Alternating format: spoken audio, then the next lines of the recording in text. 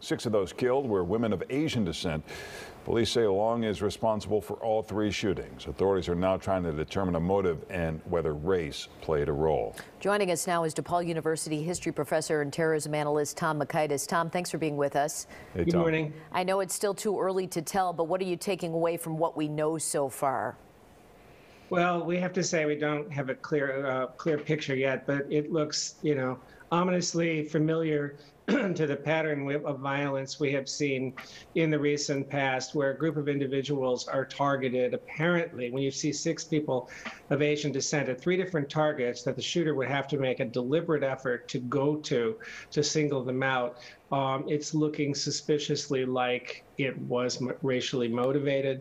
And we know that there's been a heightened climate of anti-Asian attacks all across the United States.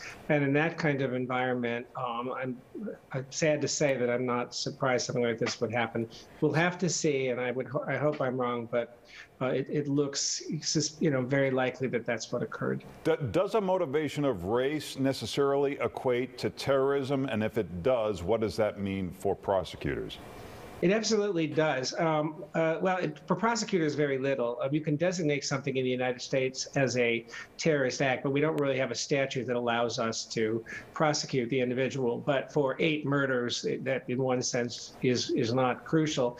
But it does equate to terrorism, because terrorism today is not perpetrated solely or even predominantly by designated groups with political ideologies. It's perpetrated by individuals acting out of a diffuse, in this case, white supremacy, anti-immigrant, exclusive view of American identity.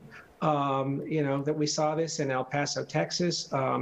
We've seen it in other places. We've seen it, ironically, when we're dealing with Islamism with the Pulse nightclub shooting. The behavior is similar, and even if the ideology is different. So the fact that it's carried out by an individual who's racially motivated, given the racial climate and the ideological white supremacist movement, it definitely fits the pattern of terrorism, if that's what it proves to be. I know you've talked about this lone wolf phenomenon in the past. How much of this is driven by social media, and how much is that ramped up this type of activity?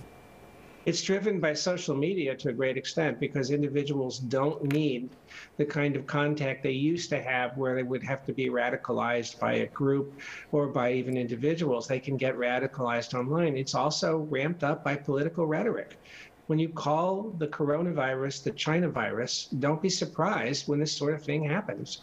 So there's no question that all of these things have come together to create a very toxic environment that can be empowering to individuals. And Georgia's kind of in the crosshairs now. It's a very diversifying kind of state now.